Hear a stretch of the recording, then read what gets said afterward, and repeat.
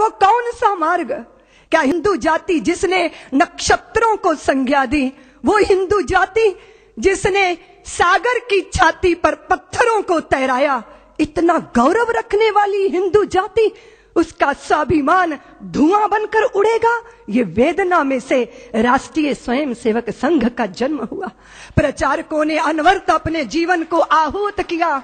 एक प्रश्न पैदा हुआ कि जिस हिंदू ने नभ में जाकर नक्षत्रों को दी है संज्ञा, जिसने हिमगिर का वक्ष चीर भू को दी है पावन गंगा, जिसने सागर की छाती पर पाषाणों को तैराया है, हर वर्तमान की पीड़ा को हर जिसने इतिहास बनाया है, जिसके आर्यों ने घोष किया कृणवंतो विश्वमार्यम का, जिसका गौरव कम कर न सकी रावण की स्वर्णमयी लंका, जिसके यज्ञों का एक हव्य 100 पुत्रों का जनक रहा, जिसके आंगन में भयाक्रांत धनपति बरसाता कनक रहा, जिसके पावन बलिष्ठ तन की रचना तन दे दधीची ने की, राघव ने बन बन भटक भटक जिस तन में प्राण प्रतिष्ठा की, जौहर कुंडों में कूद कूद सतियों ने जिसे दिया सत्व, गुरुओं गुरुपुत्रों ने जिसमें चिरबलिदानी भर दिया तत्व, और शाश्वत हिंदू जीवन क्या स्मरणीय मात्र रह जाएगा?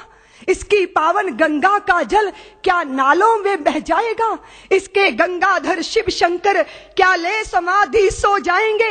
इसके पुष्कर इसके प्रयाग क्या गर्त मात्र हो जाएंगे? यदि तुम ऐसा नहीं चाहते तो फिर तुमको जगना होगा, हिंदू राष्ट्र का बिगुल बजाकर दानव दल को दलना होगा। इस वेदना में से, इस पीड़ा में से, मां भारती के लुटते स्वाभिमान और बिखरती अस्मिता की वेदना में से राष्ट्रीय स्वयंसेवक संघ का प्रादुर्भाव हुआ। फिर एक एक दीपक जले, तिल तिल करके अपने आप को मां भारती के चरणों में आहूत करते रहे। फिर एक एक माता निकली जिन्होंने अपने हृदय के टुकड़े, अपने शरीर के हिस्सों को मां भारती के चरणों में अर्पित कर दिया। फिर विद्यावती की वह परंपरा जीवंत हुई जहां भगत सिंहों को जन्म देने वाले, और फिर उसके बाद भगत सिंहों को फांसी के फंदों पर झूलते देखकर आंखों से आंसू बरसाने वाली माताओं की आंखों के आंसू देखकर लोगों ने संदेह व्यक्त किया। विद्यावती को यही तो कहा था कि आप अपने बेटे की, पुत्र की शहीदी पे रोती हो, इतनी कमजोर मां हो।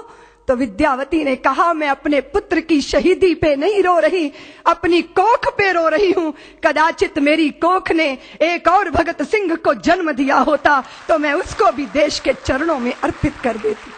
फिर देश के अंदर तांता शुरू हुआ। माताओं ने अपने हृदय के पुष्प मां भारती के चरणों में अर्पित करना प्रारंभ किया। और प्रचारक जीवन को अपना के व्यक्तिगत परिवार कुछ नहीं, परिवार सारा राष्ट्र परिवार है। अगर अपने भी साथ छोड़ देंगे तो चिंता मत करना, देश तुम्हारा परिवार है, तुम्हारा कुटुंब है। ये भावना और ये उत्कट भावना प्रचारक के जीवन का संबल बनती रही।